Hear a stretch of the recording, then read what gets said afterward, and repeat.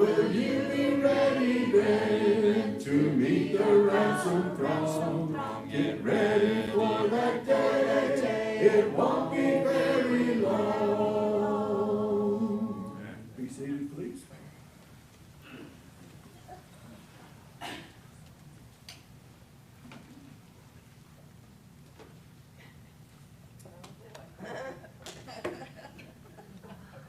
Hopefully that will stay where it needs to be at. Good morning, everybody. And my mother is watching, and I would like to say Happy Mother's Day to her while we are broadcasting at this moment. Grateful to be here, very blessed. Happy Mother's Day to everybody in the crowd as well, too. Is there a way I can get this turned down just a little bit? Very beautiful day, very beautiful day. If you're not aware, today is Mother's Day. I think that they might have started discounting the stuff at CVS that's right up the street. So if you need to leave early, you can slide out the back there and go pick something up if need be. If you need to borrow some keys for my car, I can let you use that as well too. As well, before we get started, I'm not gonna lie to y'all guys. This one's not gonna be the full 30. I'm not gonna lie for two reasons. One is I have to keep from crying up here. So I don't want to get too emotional on y'all and be here sobbing like my boy Moray does on everybody. And then as well too, I want you to beat the lines for the Mother's Day as well too. So,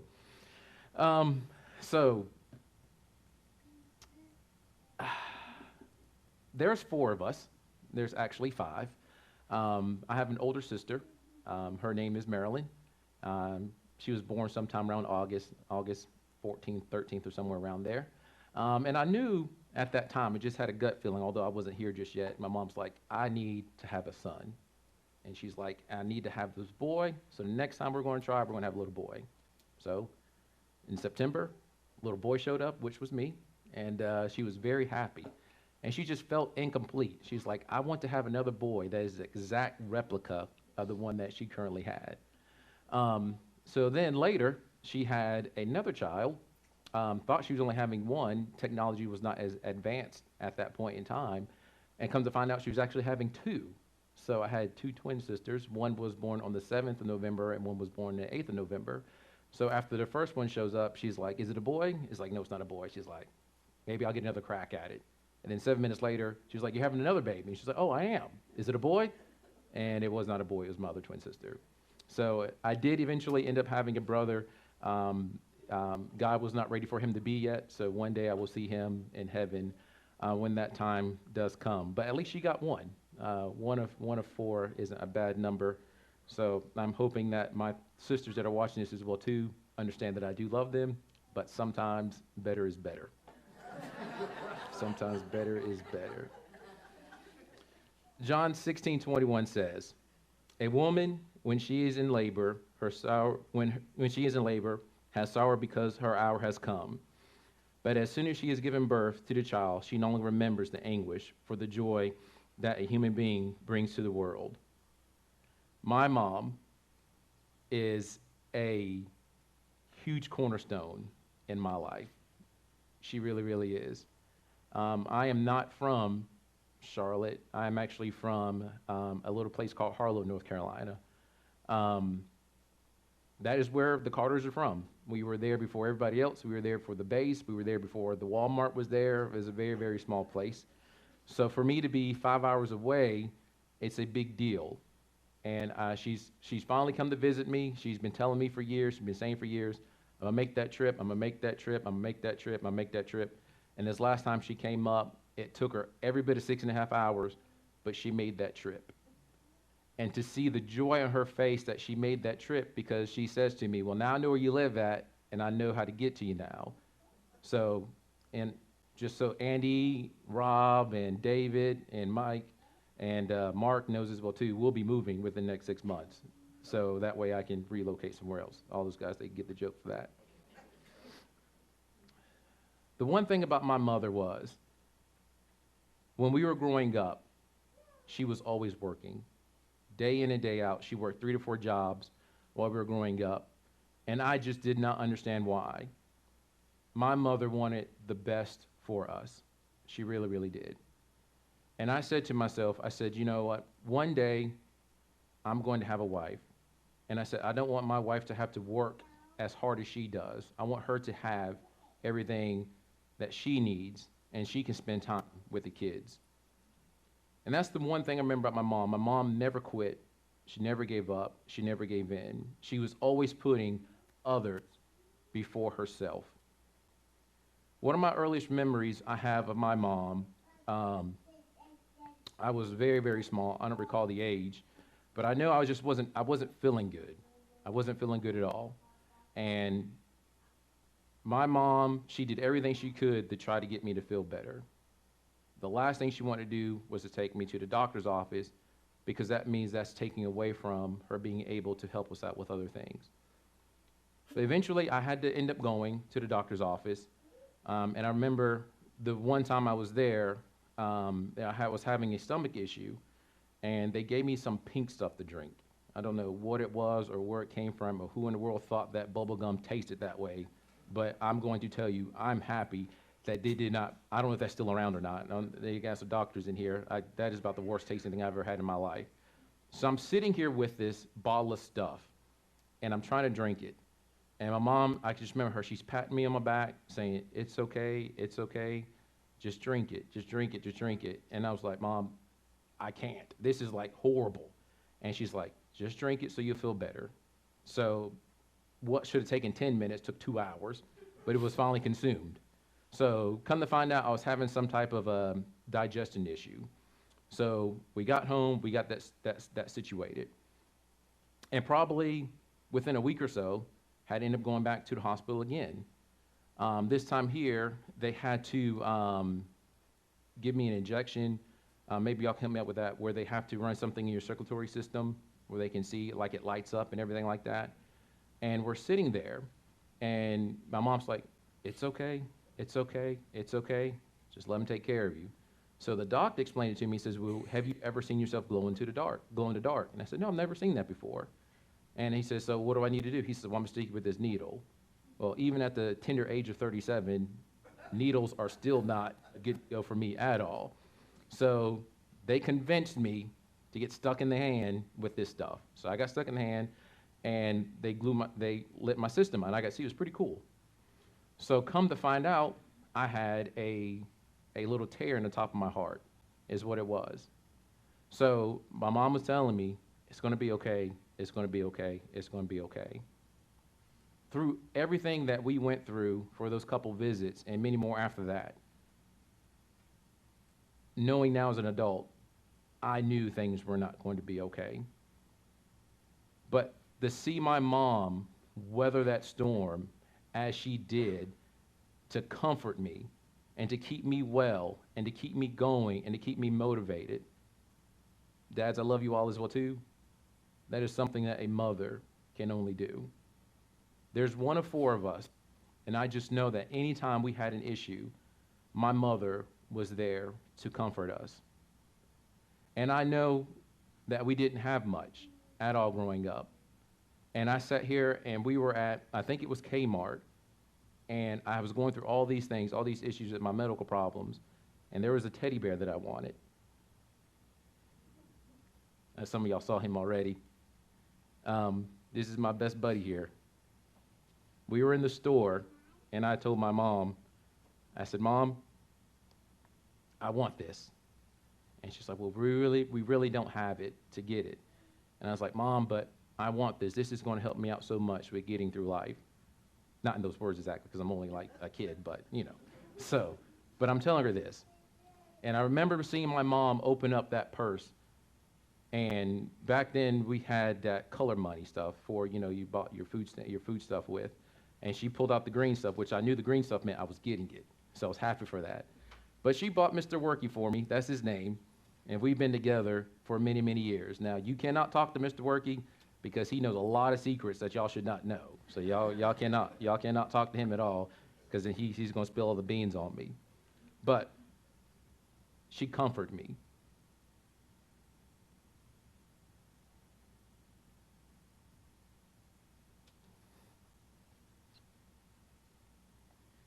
It is amazing to see everything my mom has done for me growing up. It is amazing to see what mom does for me as an adult. It is amazing to know what my mom will do for me as I grow, let alone for all the kids, all her grandkids, what she does. I have seen this woman literally stay up for 4 to 5 days straight just to take care of somebody. And I tell her, Mom, go rest. We'll take it for you.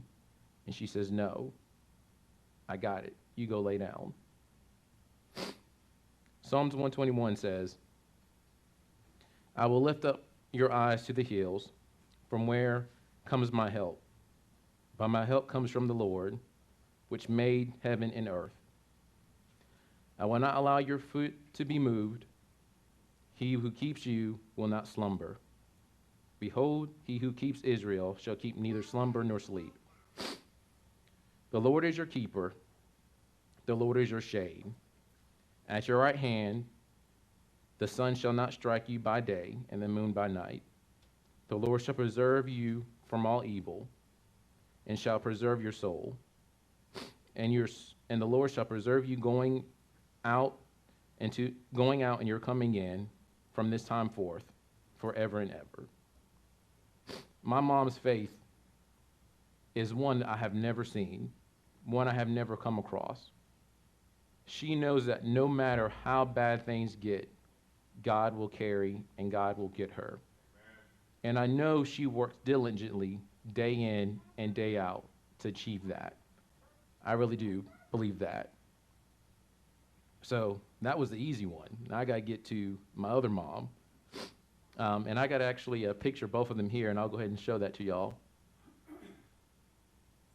All right, got to turn it on first. That's my mom down here in the bottom with the hat on. And the other lady that's standing beside her, that is my Auntie D. That lady there, she passed away a couple years ago, and this is her. I love my mom to death. I really, really do.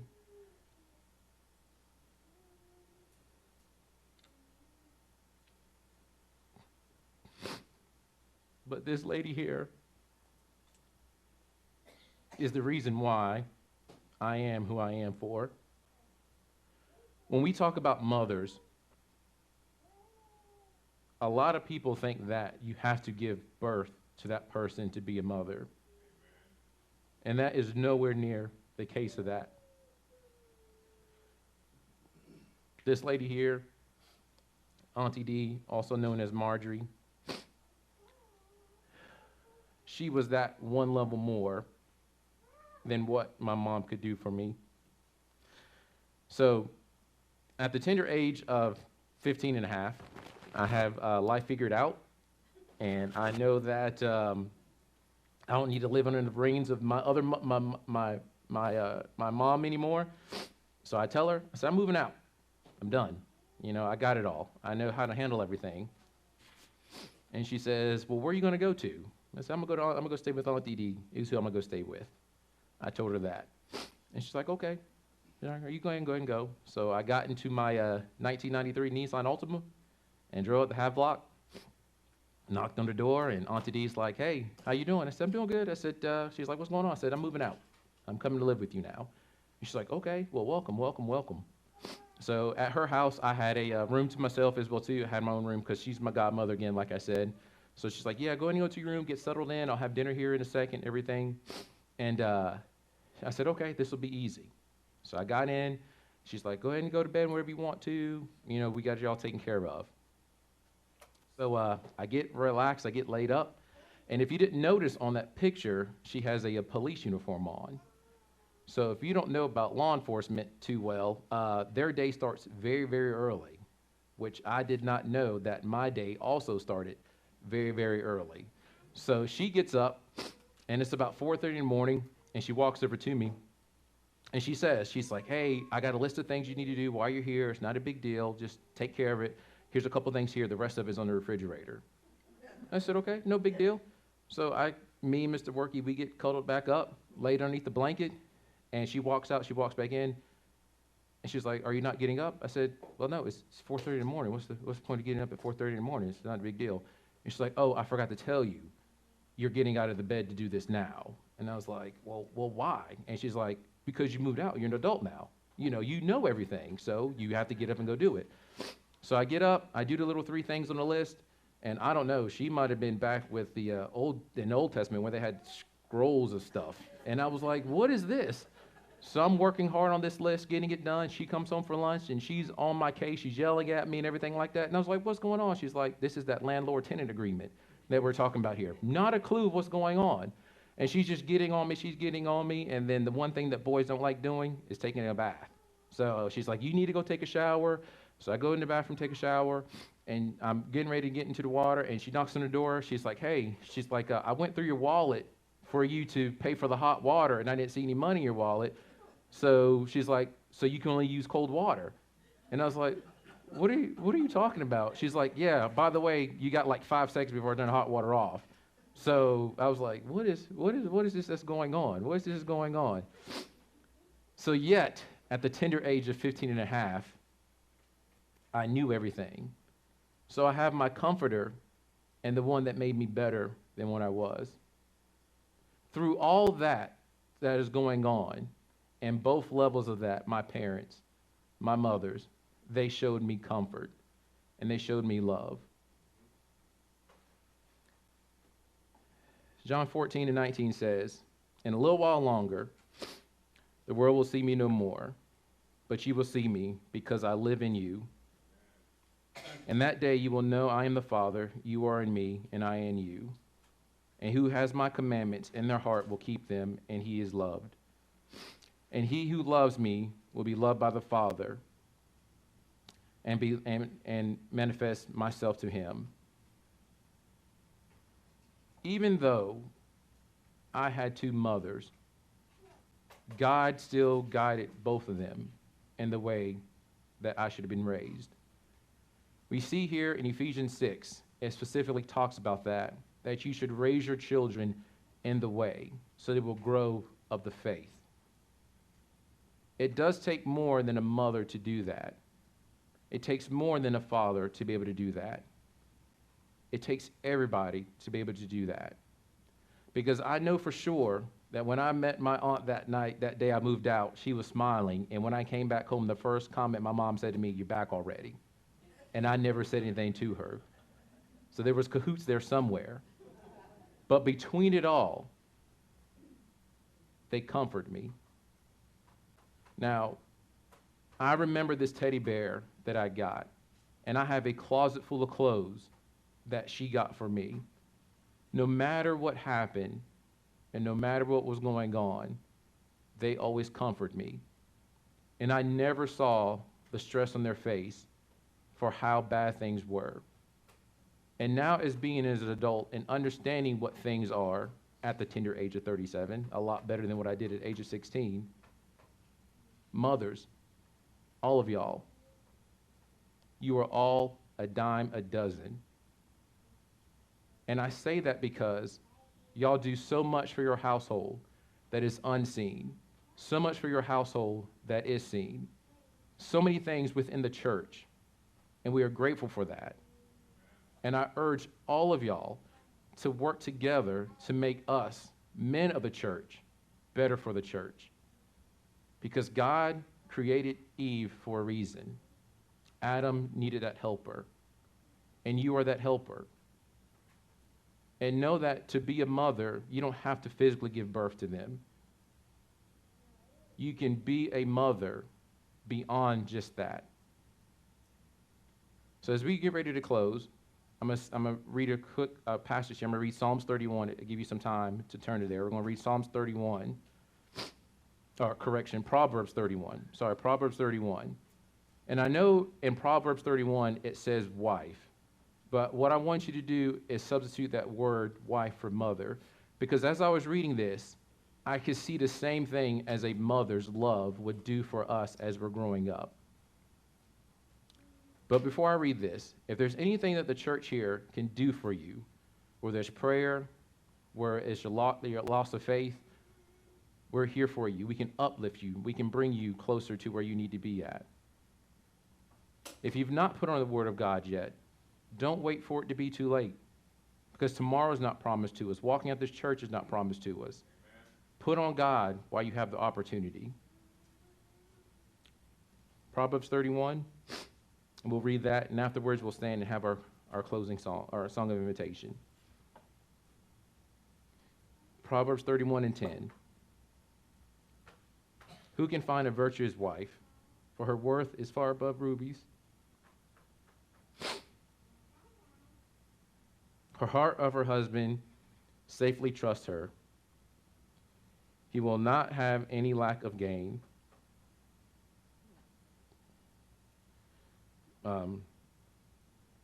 She does him good and not evil. I'm sorry, guys. All the days of her life, she seeks wool and flax and is willing to work with her hands. As she merits ships, she brings her fruit from afar. She also raises while yet it is night, and provides food for her household and a portion for her maidservants. She considers a field and buys it. From her profits she plants a vineyard. She girds up herself with strength and strengthens her arms. She perceives that her merchandise is good, and her lamp does not go out by the night. She stretches out her hands to the distaff, and her hand holds the spindle. She extends her hand to the poor. Yes, she reaches out her hands to the needy. She is not afraid of the snow for her household, for all her household is clothed with scarlet. She makes tapestry for herself. Her clothing is fine linen and purple. Her husband is known in the gates. And when he sits among the elders of the land, she makes his linen garments and sells him, and supplies stashes for the merchants. Strength and honor are her clothing. She shall rejoice, and in time to come, she opens her mouth with wisdom, and on her tongue is the law of kindness. She watches over the ways of her household, and does not eat the bread of idols. Her children are raised up and called her blessed. Her husband also, he praises her. Many daughters I have done well, but you excel them all. Charm is deceitful, and beauty is passing. But a woman who fears the Lord, she will be praised. Give her the fruit of her hands, and let her work her praise within the gates. If there's anything that you need, please come forward as we stand and we sing. When Jesus comes to reward his servants, whether it be noon or